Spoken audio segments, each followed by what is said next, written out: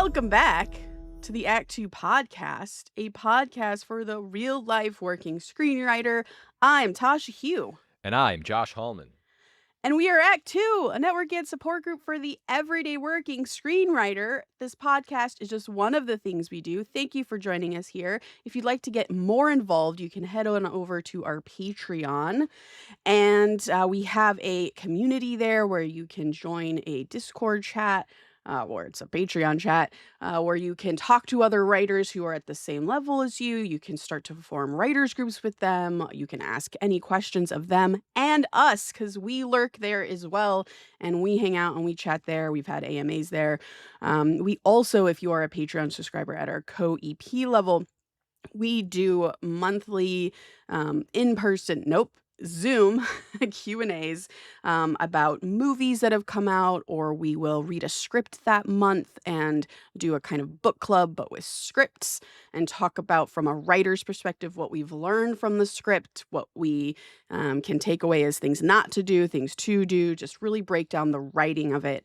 And all of that is super fun. So if you are here because you are trying to jumpstart your new writing goals at the top of the year, head on over to our Patreon and you'll sort of get more of the Act 2 experience. Yeah. You can also DM us with any questions that you have about the industry or about something that's going on in your own writing life at the moment. Or if you have topic suggestions that you're like, hey, you guys, I really want to know more about this. This is something that's always been a question mark for me. I want to know more about that. Can you please talk about that? We are here for all of those things. Or you could just tell us, hey, and how you're doing, and give us an update on your writing life. And you can do that at actTwoWriters@gmail.com, all spelled out, or on our Instagram and Twitter at actTwoWriters. I am Story Thursday on Instagram and Tasha 3.0 on Twitter. But to be honest, I'm not using Twitter really anymore. Wow. Watch this. I'm Joshua Hallman on X, Josh Hallman on Instagram. I'm at 2026. I'm calling it X now. I've changed. I mean, I feel like we just take it off entirely. We have an Act 2 Twitter. Maybe we should just do that.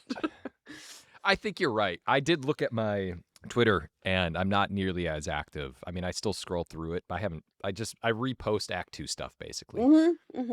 That's it. Tasha's 2026. Good New Year. Good day to you as well. Good morning / Happy New Year. Happy frickin' New Year. We made it. Holy shit. We're back again. Going another round. I'm feeling good. Listen, I'm feeling energized. Maybe this is always the best time of the year. It is the best time of the year. Although it did feel like things blended together more than ever for some reason. In 2025? Yeah, like 2025, the last couple weeks, I don't know. There was something where I usually have a dividing line where I'm like, okay, I'm ready. But for some reason, I can't put my finger on it. Maybe it was the rain in LA. I don't know. There was just like this weird... Is it because you also took a pretty big break? You decided to deliberately relax over the holiday. So I did a 1-2 punch. I went to London like right before Thanksgiving, which just kind of messed me up because I was like, am I just done for the year? And then, yeah, I did take a break. I've watched a ton of movies. One of those movies that I've recently watched is actually going to tie into a new segment that I'm going to throw on you today in the Act 2 podcast. And if this segment works, it could turn into a full-fledged episode. Holy shit. Is this a segment that you would like to introduce before This Week in Writing or after This Week in Writing? Let's do before. Okay. Okay. Are you ready? I think I am. Okay. There's 2 working titles for it. It's either In Defense of or just Underrated Movie. Okay. And I'm going to defend a movie that I feel is not liked by many people, but I watched it and I came away thinking to myself, you know what? I'm going to defend this movie. I love this idea. Should we have people vote on which name for the segment they would like? What felt better was In Defense of, but yeah, sure. Let's have vote. Tell us what you like. What is the other option? Let's give us the 2 options here. Underrated movie. Okay. I see how that's a little weaker, but or hey, third option, guys, if you want to throw one out there. Just any of these, because here we go. Ready? Yeah. Jungle Cruise. Okay, oldie but goodie, I guess at this point. Oldie. This movie came out like 4 years ago. Yeah. Why are you just watching it and defending it now? Well, this is how this segment works. I feel like this was a movie that nobody liked. It didn't really get talked about. I don't think it made a lot of money at the box office. It was The Rock, Emily Blunt. Didn't look up the director, but it's a Disney movie, obviously based off of The Jungle Cruise, and it is an action comedy, part Indiana Jones, part Pirates, Yeah. and it didn't really hit the bullseye like I think they wanted it to. And I remember people just not liking this movie. And I even watched it. I was like, oh, okay, whatever. But then I watched it recently over the break. It was nighttime. It was with my family. And I thoroughly enjoyed it. It might have missed the mark. It didn't have the same hit as like Pirates did, but that's like a perfect movie to me. But it was still fun. It had good humor from The Rock. It had the action, had the comedy. I was along for the ride. It tied into the original ride at Jungle Cruise. I was also at Disney recently, and I was feeling it. I was in the zone. So Okay. that's all. I just wanted to defend it. I just wanted to say it's a better movie than I Do think. you, in rewatching it, do you know why people didn't like it? This is good. We're workshopping the segment right now. Mhm, I mhm. think the story was a little odd. Like it kind of dealt with sea creatures, and they were tying in it just felt a little convoluted. Mhm. Within it was like, what is happening? And there was a little too much CGI at times. I don't know. I actually don't know what people because I watched it and I was like, okay, this movie's a little silly. But Yeah. Emily Blunt is kicking ass. The Rock is being The Rock, doing his thing. There's comic relief. There's fun characters. It can get a little scary at times. It's PG-13, Mhm. which it didn't like tonally. It didn't really match at certain moments. Maybe that had something to do with it. Yeah, it was like more in the vein of Jumanji.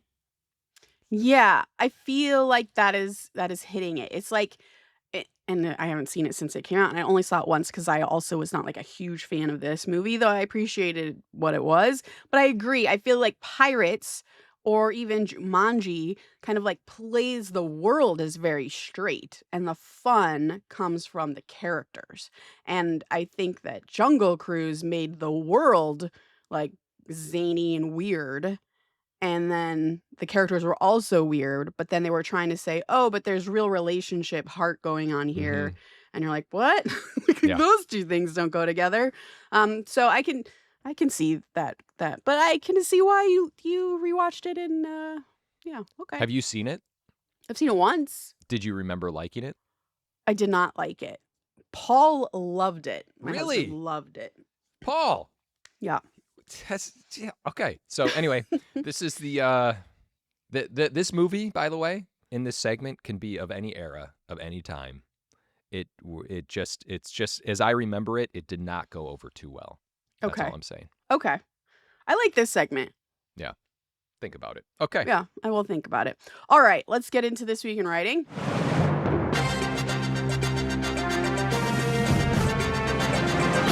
This week in writing.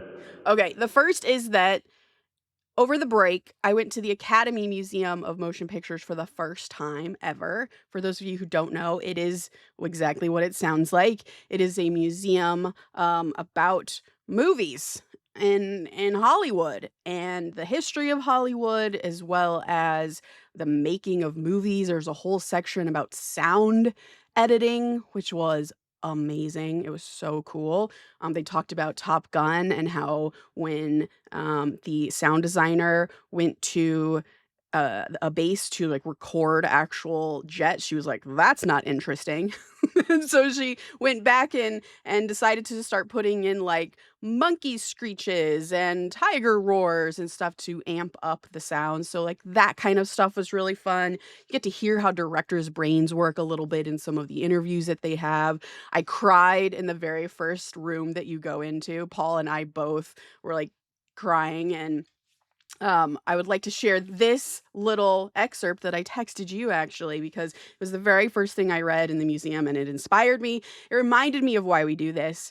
And it says, it's a plaque in the very first room you walk into. It says, since 1895, when the world's first commercial film screenings were held, movies have given us a window onto the world, expanding our viewpoints and opening our eyes to new wonders. They have captivated us like no other medium. Both short form and feature length movies provide us with entertainment, allow us to escape, and help us better understand ourselves and others. So if you ever forget why you're doing this, just remember that. And then That's go to the beautiful. Academy Museum. It's amazing. One specific thing I wanted to bring up in This Week in Writing is that they had a Boys in the Hood room. And the thing that attracted me to it was that they had examples, or they had coverage from two separate studios on the script, John Singleton's script for Boys in the Hood. And coverage, if you don't already know, is something that studios do, producers do, I think agents and managers will do this as well, is they have someone, usually a story department, read any submission that comes in, scripts, books, everything, the foreign movies, whatever it is, and that person in the story department will read the script. They will break down the script for the executives who don't have a lot of time to read scripts. And so it will be like the title of the script, all the information about who submitted it, who wrote it, etc. A brief synopsis of the script, and then a comment section of why the script is good or why the script is bad, according to this story reader person who is, it's a union job. It is a very like trained, respected job. And then at the very end, they have a little box that like, it's a grading system. And it breaks it up into, I think it's like dialogue, story, character, and I don't know, plot probably. And then you rate it according to from excellent down to poor. Now, one coverage of Boys in the Hood was like, poor, poor, poor, poor, poor, poor, poor. This is absolutely terrible. It's trying to like speak to, urban communities, but it's like a hack job, basically. The dialogue is shitty. It's just, it thought that this was like an amateur hour script. And then you get Columbia Pictures coverage, which is who ended up making the movie. And it's excellent, excellent, good, excellent, good, excellent, good. And just completely lauded it. This is the same exact script, guys. And so it's just a really good reminder that rejection is a part of this business, and don't let it slow you down. And it doesn't necessarily mean that your script is shit. It just means someone may not understand it or has their own baggage coming into it or whatever. Stick to your vision, get your stuff made. And I loved that. I love that too. And if you live in Los Angeles and haven't, it's a Spielberg exhibit right now, right? There's a Jaws exhibit. Jaws Yes. exhibit. Oh, okay. I thought And it it is was great. specific to Spielberg because I've been there. Oh, they had the shark, but I don't think they had the Jaws exhibit when I was there. But the Academy's amazing. That the museum, I mean. It's very inspiring. What you just said, by the way, about the Top Gun noise, that whole thing, I love that so much because that is what I feel like, that ingenuity of a person trying to make something and trying to inspire something. Like, that's what movies are. And I feel like I get that we are moving away from that a little bit because of stock footage and stock sounds and all these different things that people kind of plug into. In libraries, yeah. Yes, various libraries, which I understand completely, and you need that because a lot of times you can't afford to go and record a monkey sound. But I just don't want our brains to get trained into leaning on libraries where it's like, oh, just throw this in. Like, I love that. I remember seeing something about The Simpsons where they worked on sound. Yeah. And it was just one of those things where it's an art as much as Yeah. anything else, and it really makes you feel. That brings me to something I wasn't going to talk about in This Week in Writing, but Jay Kelly, which is a movie that you and I both have seen. Yeah. And in the, if you watch it on Netflix, right? It's on Netflix. If you watch it on Netflix, there is also a short featurette afterwards that you can click on to watch. And I highly recommend doing that since we're all in the business here. And one of the sections is about the composing of the music. And the composer specifically composed in like an older school way. And it wasn't to just be quirky. It was because the sound of the way that would record back then had a distinct sound. It wasn't like the more digital sounds that you hear now. There was just like a texture to it that he really loved, that thematically made sense for this movie that was about filmmaking and about an old school actress or actor. And that's exactly to your point. Like, I think we will always have libraries, we will always have these digital tones, but as soon as your ear hears something that is more practical, we're gonna notice, and our brain is gonna Yeah. register that. And I love that shit too. Yeah. So last week, Stranger Things, the finale came out, which Yeah. I used to watch, but I have faded on Stranger Things. That's a whole other conversation. And they played it in theaters, and it made $25 million apparently in the Mhm. theaters. And it got me thinking about the future of theatrical releases, because now there's also talk about, the window with Warner Brothers and Netflix of theatrical will be shorter. And I was just wondering, like, how much things are going to change. Like, are we going to show premieres of shows in the theater? Are these windows going to be smaller? Are we going to show older movies, and those are going to count for box office? I don't know why they don't show things like like The Matrix more often, or Back to the Future, or like these classic movies that everyone loves that people would probably take their kids to, and people want to revisit this. And I know some theaters do that, but I don't know why they don't do that more often. But anyway, that Stranger Things thing got me thinking about theatrical, and I don't know what's going to happen. I just wanted to bring it up because I thought it was Yeah. noteworthy. I don't know what's going to happen either, but as I sent you, there's data that says that Gen Z went to movies 25% more last year than they did the year previously, and every movie I saw over the holiday was packed. The theaters were Yeah. packed, and that was extremely exciting. And it was packed with young people, like teenagers, which leads me to my Anaconda this week in writing, or sorry, The Anaconda, which was amazing. 10 out of 10, Josh. Did you see this movie? I was supposed to see it. You weren't supposed to see it. I was supposed to see it. And then, long story short, the play date with my daughter got canceled, and we went to Disneyland. That seems like a much better day. That was a version of what happened. I canceled the tickets. I saw you. I was like, I'm going to see the Anaconda. I didn't know it was the Anaconda until It's just The now, by the way. Anaconda, yeah. Okay. It's so funny. We've talked about this in our Are You Excited segment last year when it came out. And it's the Jack Black, Paul Rudd movie, directed by Tom Gormican, who did Unbearable Weight of Massive Talent with Nick Cage. It's so good, you guys. It's exactly what you want it to be. But the thing that Paul said, like the very first thing he said when we were done watching the movie was, this reminds me of the kind of movie I went to go see with my friends when I was a teenager or like a young 20-something. And we saw so many teenagers and young 20-something dudes specifically in that theater just like loving it, and like they're gonna come away with it with the catchphrases from that movie, all this shit that like we loved growing up going to see movies. Yeah. And it gave me hope that this is what movies are for. This is why people come to the movies, shared experiences. I'll say the same about The Housemaid, which I also saw over the holiday, which was also extremely good. It was written by Rebecca Sonnenschein, who's one of the writers on The Boys. She did Vampire Diaries, and it's adapted from a novel by Frida McFadden, and it stars Amanda Seyfried and our Sydney girl, Sweeney. Sydney Sweeney. Yeah. And there were so many like teenage girls. Well, first of all, the theater was packed. Couples, old people, didn't matter. But there were a lot of teenage girls there just like hanging out with their friends going to this movie, which might be a little, I don't know, it's a little, it's a rated R movie. Yeah. But I mean, we all saw that shit when we were coming up. And you could just tell like they're giggling. It's like going to be an iconic movie for them growing up. I mean, and then also because The Housemaid is a thriller, seeing a thriller in theaters is an unparalleled experience because the thriller was so good, okay, that everyone in the theater was like collectively just like, oh, and you could hear people being like, don't do it, or like, oh God, and it just made it so much better. Were there any of those tension giggles where people know something's about to For happen? sure. We're like, oh God. For sure. Those are my favorite things. Like that where where it's so tense, you start like laughing and people just know something's about to happen. Yeah. God, I It's love it. great. It's Freaking so love great. movies. It's the best. You can't replace them. I have two more this week's in writing. Take us there. Okay.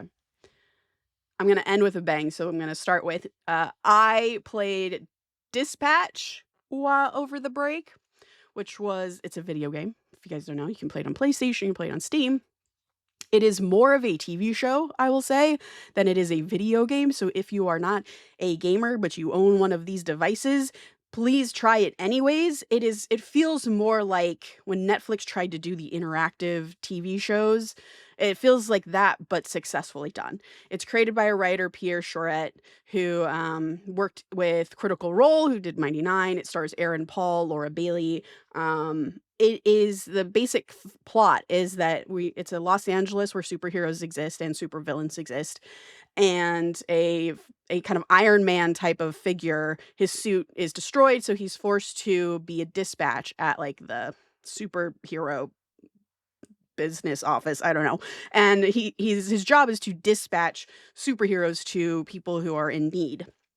And he's assigned the Z team, which is like a group of like misfit supervillains who have only been recently reformed.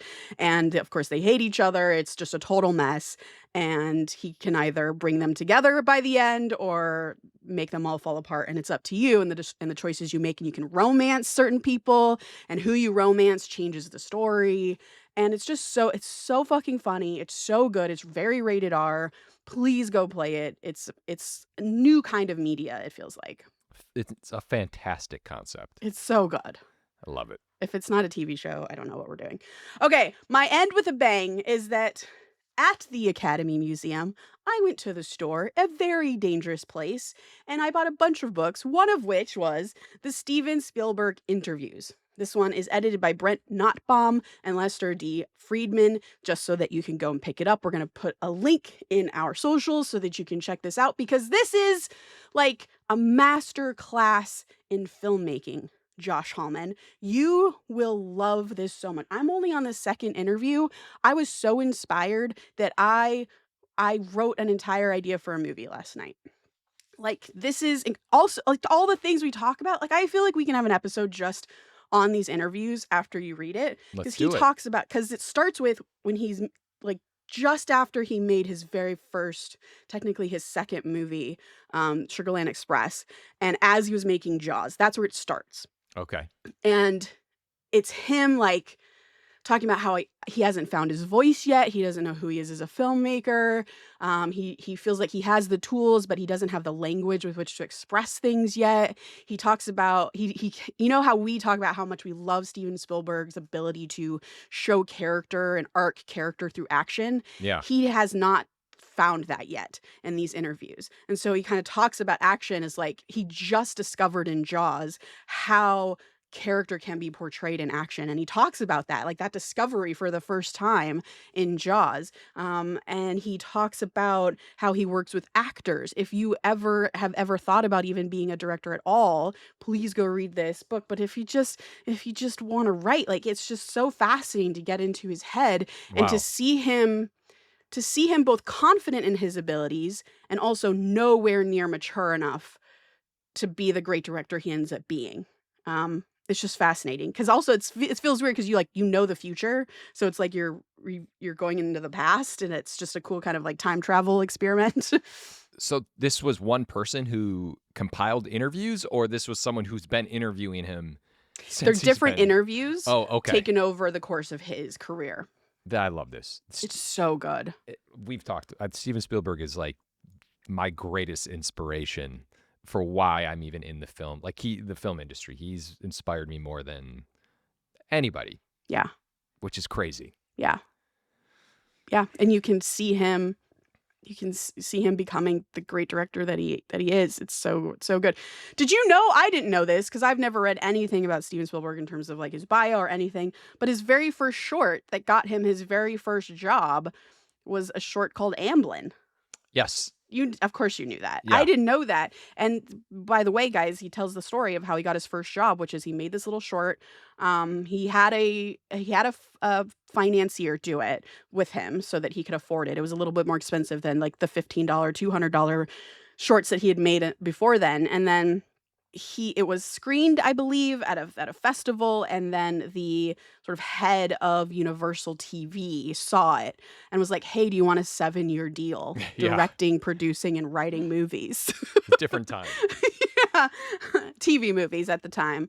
But he talks about his very first directing job was with Joan Crawford as the actress, who of course was like a massive star. And here's this little like 26-year-old kid or even younger, because I think he was 27 when he did Jaws. And he just talks about being so overwhelmed. He's like, I planned so well for what this show was going to be, but I had never done it. He like planned for way more shots than was even possible for that day. And just that story alone of how nervous he was, how poorly he did, but how he asked so many questions and that's how he got through, was just not pretending like he knew everything and being really open-minded. And it's just so great. It's so great, Josh. Can I He's just send you this book? I've already ordered it. Good man. He's so thank you though. He's so unbelievable. There's videos of him on YouTube where you can see him coming up with new shots on the fly. I think it's for Jurassic Park actually, where he's like talking and he's like, okay. And he's like changing things around, which are now, iconic moments in these movies where the camera starts here and moves over here. You get the actors move over here. And he just sees things differently. Yeah. And I think it seems like Jaws was integral in creating that ability for him to do that, because Jaws was, I think we all know the history of how Jaws was just such a bonkers production, how he decided to do it out in the ocean for realism rather than in a studio where he could control more of it. And because of sort of like the rough and readiness of everything, he had to be really improvisational and like willing to change things up at the last second. And he talks about in his interviews of discovering ideas as he's going, which of course is how filmmaking works. And then contrast that with Sugarland Express, the movie he did before that, which was very, very plotted out, very like the script was exactly what he needed it to be to shoot it. And there was so much work in like perfecting the prep. But one thing I'll say, the last thing I'll say about this book, Josh, it's so fascinating because he talks about how he hates directing. Like being on set is his least favorite part of the entire process. What? Yeah. His favorite part of the process is the prep. It's like conceptualizing things, the creative part of like, where is this shot going to be? What am I going to do? What is this lighting going to be? All of that stuff. But once he gets on set, he's like, that's so boring. I hate it. I would rather be anywhere else. And then he loves being in the editing room, crafting it. So it's like those, because once you get on set, like the principal photography part is like, it's just so technical. It's so, you're under the gun. You got to get your day. And God, I could just talk about this forever. It's every single response he has is a gem that teaches you a ton. I love it. Last new segment. We just talk about Spielberg films. Yes, a Spielberg segment. Spielberg. All right. I love it. All right. This is going to be a big episode. It always is. Joshua Hallman, today we are talking about our goals. And if you are just joining us, Josh and I love goals. We believe very strongly in the power of making goals. We believe they can effectively guide you to progress your career and better yourself as a writer much more effectively than if you just kind of floated along with these vague ideas of what you want to achieve, because goals give you a target. And as we will talk about in this episode, breaking down your goals into these actionable steps gives you this great runway or a ramp to actually hitting your target. So Josh, I thought we would start by going just through our goals. What are our goals for 2026? Well, as you know, Tasha, there's some goals I talk about, and there's some goals I'll just never tell anybody. So that are just private in your head. This is just private goals. But okay. So last year, I was pretty intentional with going spec heavy. Beyond that, it's just like, in my mind, it's creating your own opportunities. Like that's kind of how I was trying to look at it. I had great fulfillment in such things. I'm going to try to do it again. Yeah. I have a lot of like specific things, of course, but these are what I want to get done on my own goals that are in my control. And we're going to talk about how we break things down, but I always kind of look at the step one, what's in my control. The writing is in our control. So I have been working, this is actually something we talked about last year. There was a spec that I kind of finished, but I didn't finish. It's like somewhere in a second draft, and I still need to send to you guys, but that's like priority number one, so I can get that off to my manager. That'll be done by the end of January in my head, hopefully, or January, February, depending on when we meet and how comfortable or how bad the script is or how whatever. The So notes, yeah. number one, I just got to get this, like, that's a residue spec.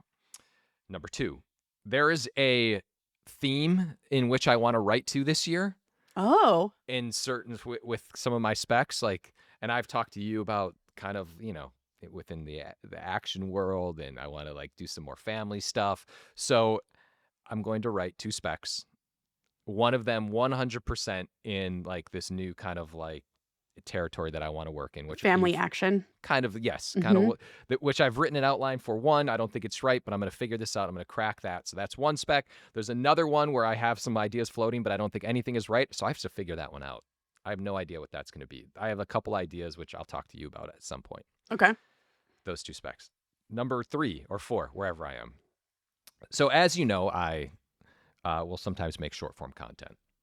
I have been tasked with something, but I'm going to try to tie this into my writing world of making a short form series where I don't want to call it a micro drama, which is like somewhat popular, but I have to make like a series that is going to live in the form of shorts, meaning the episodes are going to be like 2 to 4 minutes long, but it's going to have a steady arc. I'm going to have to produce it. I'm going to have to do the whole thing. It's going to be like a 10 episode thing. Are you going to direct it? No, I won't direct it. That just seems like I'll pull a Spielberg on this one and just say nah, I don't want to be Prep, directing anything. editing room, someone else take photography. Yeah, no. So I want to dive into that and complete one of these series.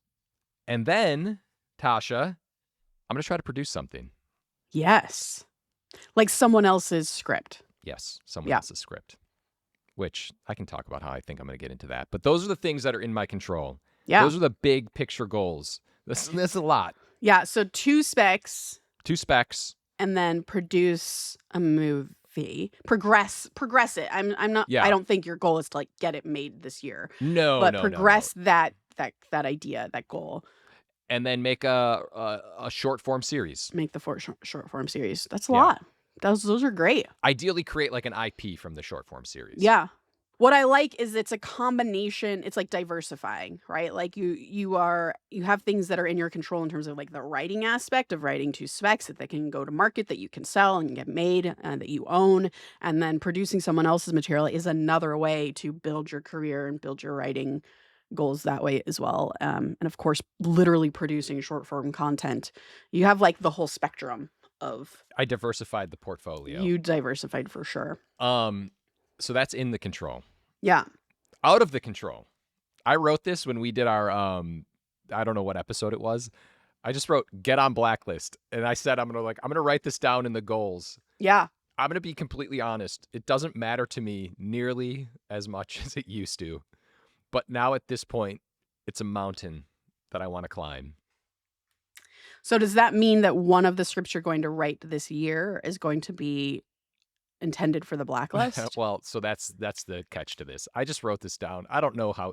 Listen, this goal right here is not like in the fabric of who I am. Yeah. When we talk about the blacklist, those ideas are always inspiring, and we're like, oh man, the blacklist. And I feel like there's that one weekend where you're like, oh, these are really great ideas. I still love this list because it celebrates movies. Mm-hmm. And then when we were talking about it, it was like, you know what? We'll get on the blacklist next year. But my point is, I feel like those are very specific movies, but I'm not thinking about that.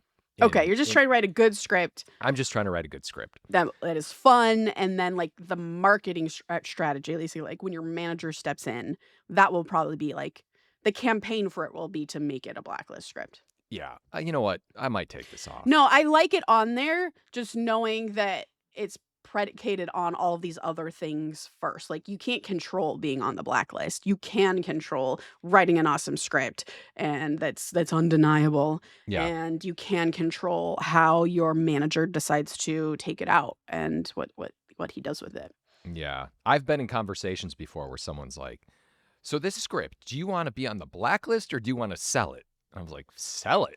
Right. That's a weird thing. Like it's binary, which is it's not. That was a few years ago. Maybe it was like, blacklist scripts used to be like a little quirky. Is it binary? I mean, I guess if you take it to studios and everyone's read it and they're like, nah, I don't want to make it at a studio, then a production company is less likely to be like, oh, we'll take it after everyone has said no, because what they see is, oh, they must know something we don't. The script must be a no. And it takes someone a little bit more bold to be like, no, this script is cool. They just passed on it, like Boys in the Hood. I guess I see that, but Anyway, those are the things that are in my control. That's one that's out of my control. There's a few other things that, I mean, like I have a script that's waiting for an actress. Like that's not in my control. yeah. I hope that works out great. I don't want to say it's a goal, but it's more like I had nothing to do with any of that stuff. Right. That's an interesting point. Like that script is sort of like it's now beyond your hands. It's in other people's hands to just get it made now. And while of course it's a goal of yours to get it made, like not putting it on your list I think is a good call, because it's not a like, it's not, you can't do anything anymore on that goal. That's No, someone else has to do those things. I mean, I guess you could like follow up with people to make sure momentum continues if you want to put that on your list. I guess, but I talk to the people all the time. Yeah. Yeah. Anyway, Those are great goals. I love that. Okay, this is my new Heroes journal that I bought for this year. For those of you who don't know, I'm a fan of Heroes Journal, which we'll also put a link to in yeah. our socials. Thanks. Hey, thanks for sponsoring us, Heroes Yeah. Journey. Yeah. They don't really like to sponsor. Okay. 2026 goals. I may need help with my goals, but this is what Yeah. I got. I have that book adaptation that I have, the book that I've optioned last year. I would like to take that script to market. I am very close to being done with this script. I really like it. So take that script to market this year. I want to be on the Josh train and do more specs this year, which we talked about that on the podcast already, so I won't get into my desire to write specs versus OWAs, but I want to finish 1 to 2 specs this year. I know you can do it. You've just read a Spielberg passage. Yeah. Yeah.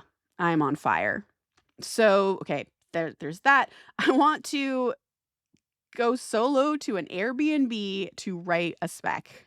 That's a goal. So I don't mean to cut you off because I just spoke for 10 straight minutes, but this is like the dream. I've thought So about this great. so many times where I'm like, if I was just somewhere else, Yeah. I'd be crushing whatever Yeah. I'm writing.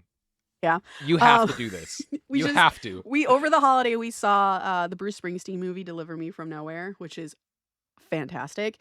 And that also inspired me again to do this, because it's about him supposed to be writing the Born in the USA album, but he wrote the Nebraska album, which is like an album nobody knows about, because he went to this lake house in the middle of nowhere and then just got in his head, was inspired by the world, and wrote this crazy album. So that's going to be me this year. I love it. I don't know what's coming out of it, Josh, but I'll be at a cabin somewhere. I love it. I'm putting back on the list, because I didn't accomplish this last year, is to study Act Twos and break down movies, to study how the Act Two functions in movies that have really good Act Twos, because that is my weak link. And Josh so kindly said he would help me out by making it a segment on the podcast. So we would do episodes about this that would kind of help, I don't know, light a fire under my ass to get this done. So I appreciate that. That will be really good. I have a pitch that has been on my goal list for a year and a half now. I need to fucking get this done. Either I need to create a document that is the full story, or I need to create the pitch. So that's separate from my 1 to 2 specs. I also want to write 1 to 2 specs, but I think the reason this is separate because I want to break this story. It's been in my head forever. I just need to break it. That's all I need to do. I don't know what it is. I just need to break it by the end of the year. I want to practice affirmations.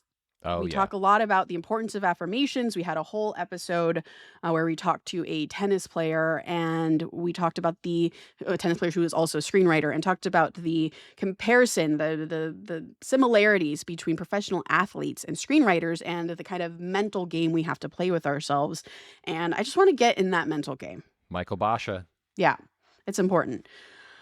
I want to properly finish. I have 3 to 5 one-pagers of ideas that I have for both TV shows as well as features that I want to have ready, polished to go, to send to directors, to send to actors, to send to my agents, to send to producers. That's easy to do. It's not finishing a script. It's just kind of a one-pager, and a one-pager for me is like 1 to 4 pages. Yeah.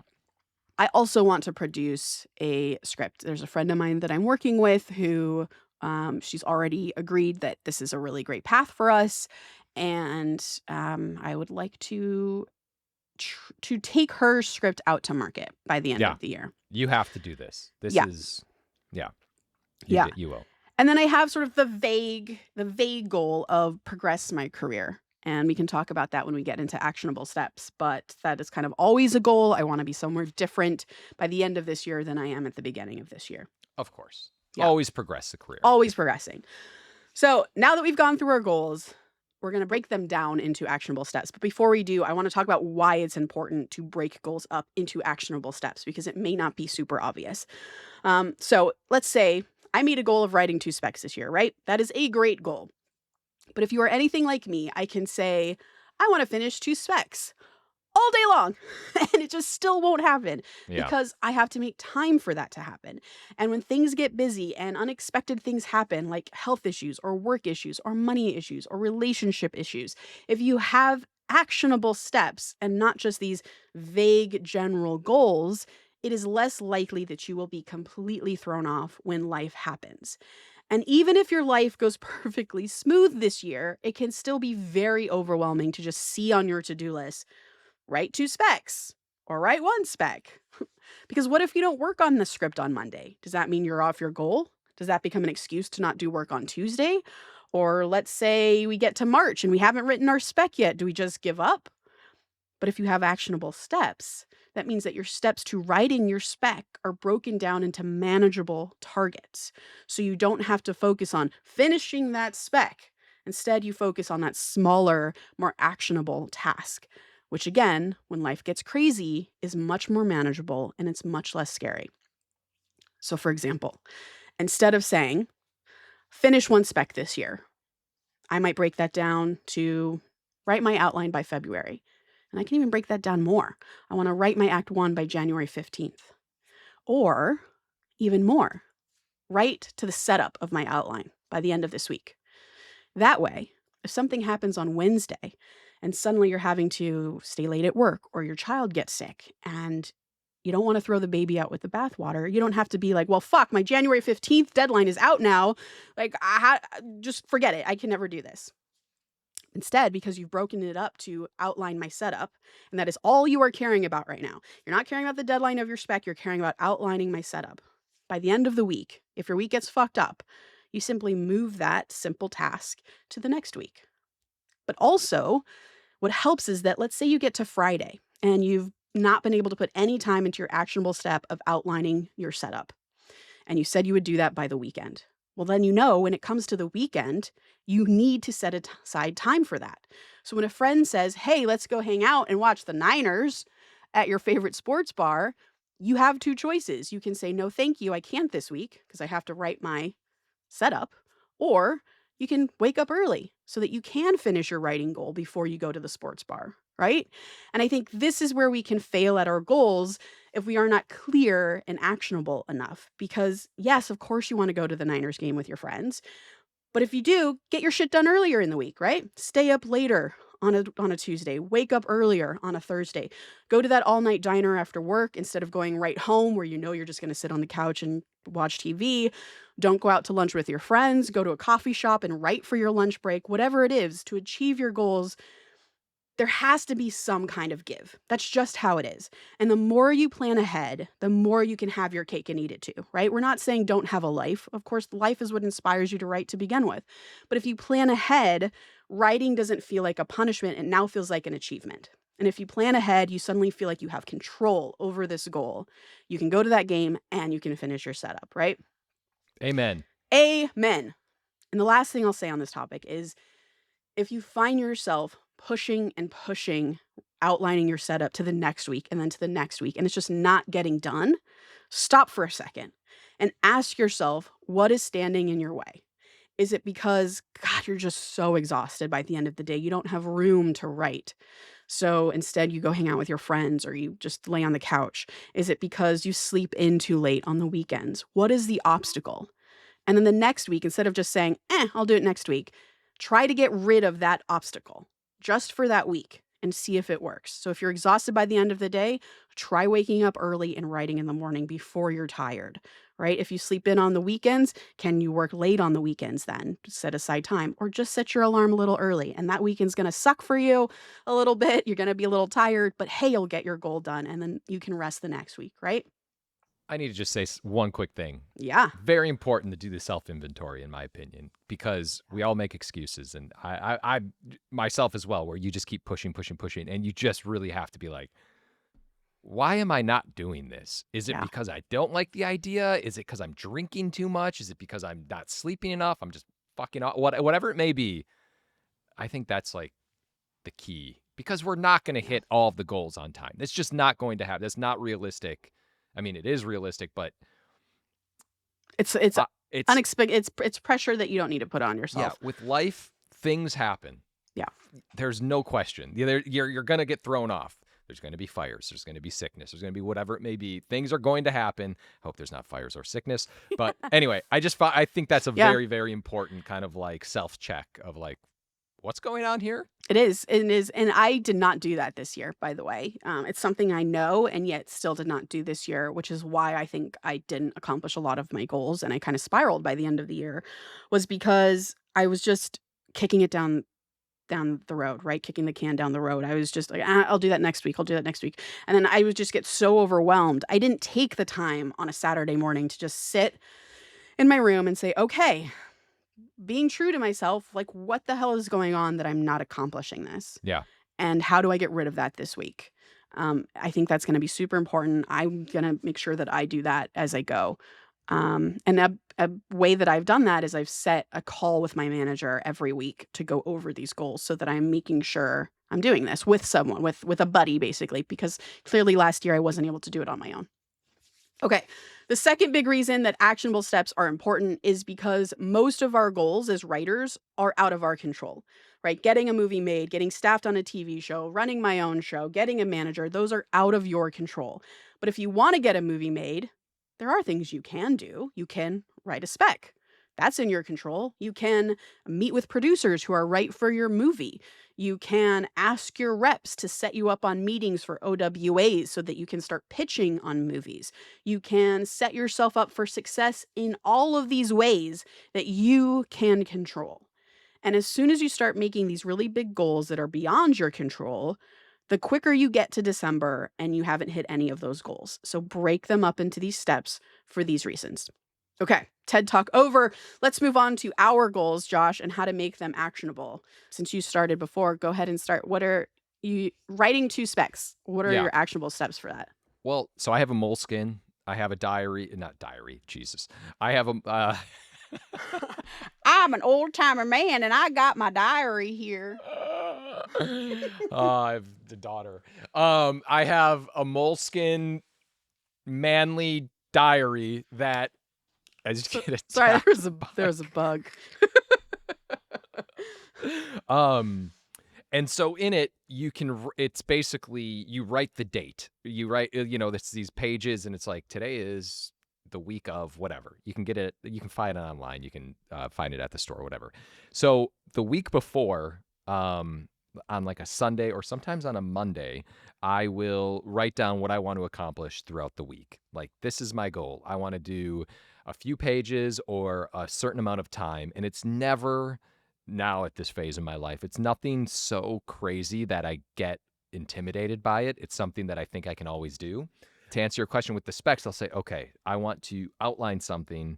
I'm going to spend an hour doing this and just leave it at that. And then that's what will be on, let's just say, Monday. And then Tuesday, I'll give myself a little grace period. I'm going to outline for 2 days straight. And then get this done so I can submit to my writers group, get notes back. And then from there, I'm going to start writing so I kind of plan the week before and make these little baby steps, I guess you could call them, in terms of hitting the goal.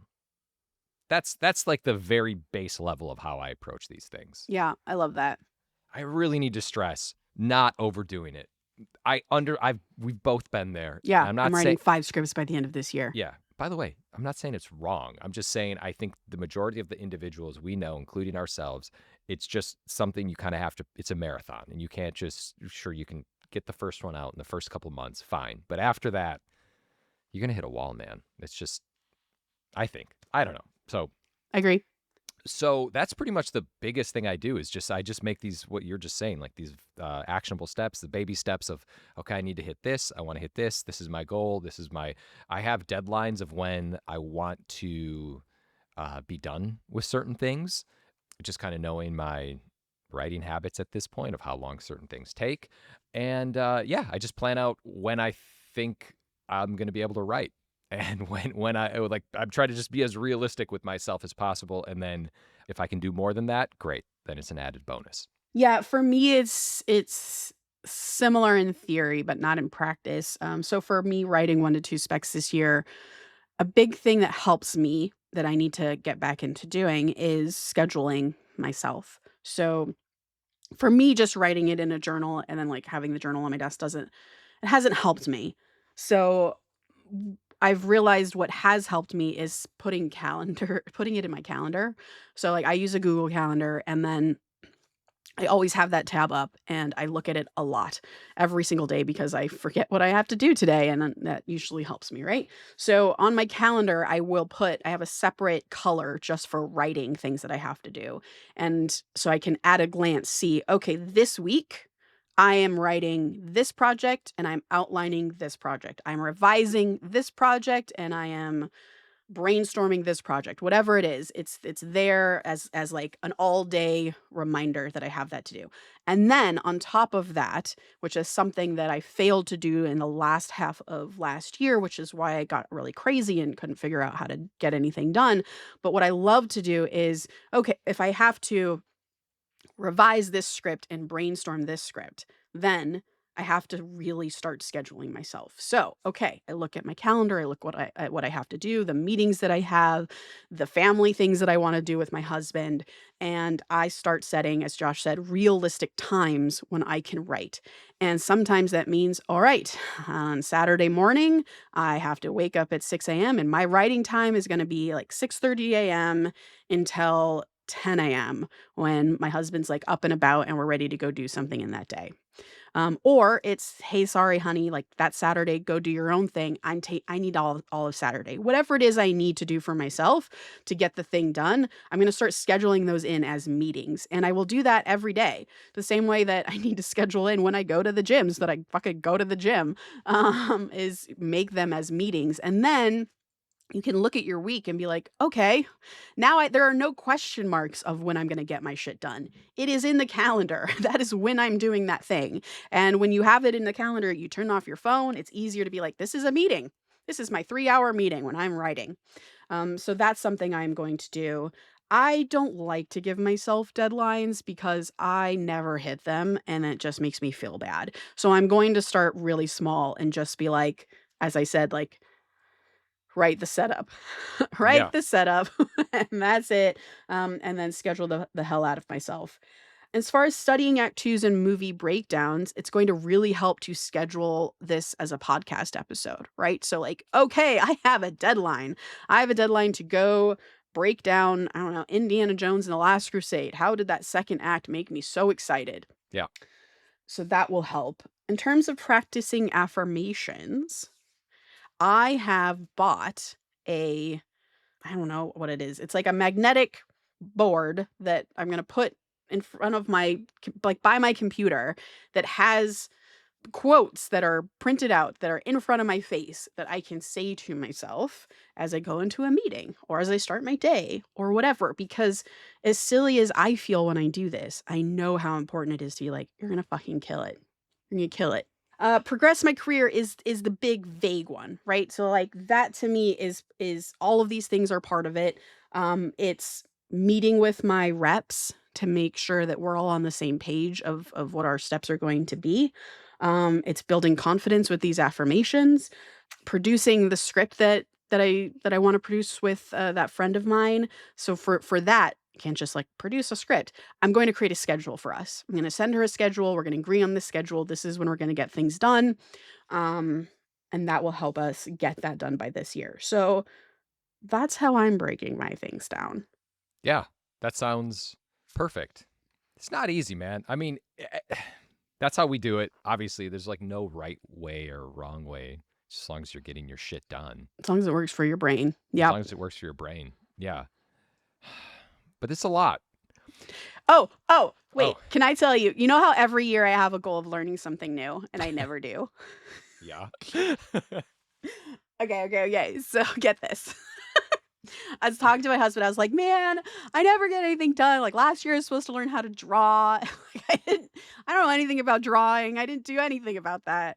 I think the year before that, I like wanted to learn about survival, like how to survive during the. I had books and stuff, and I just never got it done. So Paul was like, my husband was like, okay, what if I gave you like a task, like homework, basically, like he's like, what if I picked a topic for you and you had to learn that by like whatever time? There's no deadline really, but like that's the thing you have to learn, and then you present to me your findings, basically. Oh, I like this. As someone who was like an A student, I love homework. I was like, Yeah. oh, it's similar to like you saying, hey, let's just do it on the podcast. It gives me, I don't know, someplace to go. It gives me something I can achieve that makes me Yeah. feel like it's a reward. And so, yeah, he picked a topic, and I'm going to learn about this topic, and I'm really excited. And it's also like I get to share it with someone I love. So there's Yeah. like an added bit of motivation there. So yeah, that's how I'm going to learn things this year. I love that. That's a good way to do it. Yeah. As you're saying this, I've realized how many of those like things I've just failed at. Like I went out like 10 years ago, I bought a guitar. I was like, I'm going to learn to play this. And I just have a guitar somewhere. Never learned it. It looks good on the wall though. It looks amazing. I have Duolingo. Never use it. Yeah. Just it's the easiest thing. Like you could be driving and learning Duolingo, I think. I don't know. But this is good. So that's a good approach. Yeah. Are we talking about what it is or Yeah, he was like, pick your favorite dinosaur. Oh Jesus. and learn about, because like the science is new about Yeah. dinosaurs than it was when I learned about dinosaurs. And I, like most kids, was obsessed with dinosaurs growing up. I still am obsessed with dinosaurs. I love them. And so now they're called sauropods. I don't know. I bought a book, and Dinosaurs? I love brontosauruses, but apparently that's not a thing. Wait. What's a sauropod? It is a long-necked dinosaur. Oh, I thought you said someone changed the word dinosaur to sauropod. No, but sauropod is a word that's new. I didn't know that word when I was coming up and learning about brontosauri. Freaking Gen Z. Can't you just It's not Gen Z. It's just they learn so much more now. So I'm really excited to give my PowerPoint presentation to my husband about sauropods. Sauropods had long necks. Dude, you could learn this in like a weekend from ChatGPT. I'm reading this really great book. It's new science, man. Oh, really? Yeah. Okay. I'm not doing like Wikipedia shit. I'm like learning. I'm going to, sources. I see I'm real smart right now. Do you know recently I got really obsessed with the fall of Rome? Is this a joke? No. Why? You're thinking about Rome? Okay, yeah. And I was like reading articles about the fall of Rome and watching videos on YouTube for like hours. The Roman Empire, man. Yeah. Yeah, it was just really fascinating to me about how religion got involved and everything. You can go give a presentation. You don't have to do a presentation, but you can Yeah. just over dinner, just tell Nicole all the shit that you're learning, and it feels like an achievement. It doesn't feel like you're just doing it for nothing. She's be like, what the fuck are you talking about? Like Rome. Listen, Christianity was actually a sin. Babe, this is really interesting. Anyway, I'm all in. I like it. I love it. Oh. All right. Quote of the day. Done. Happy goals, everybody. All right. There are many talented people who haven't fulfilled their dreams because they overthought it, or they were too cautious and were unwilling to make the leap of faith. James Cameron. Please remember to rate and subscribe. Follow us at ActTwoWriters for more awesome writing stuff. You can follow me, Tasha, at Story Thursday on Instagram or on Twitter at Tasha 3.0. I'm Josh Hallman on Instagram. Just follow our Act 2 on X. On X. And as always, the Act Two podcast is a production of Act Two, a network and support group for the everyday working screenwriter. This episode was edited by Paul Lundquist.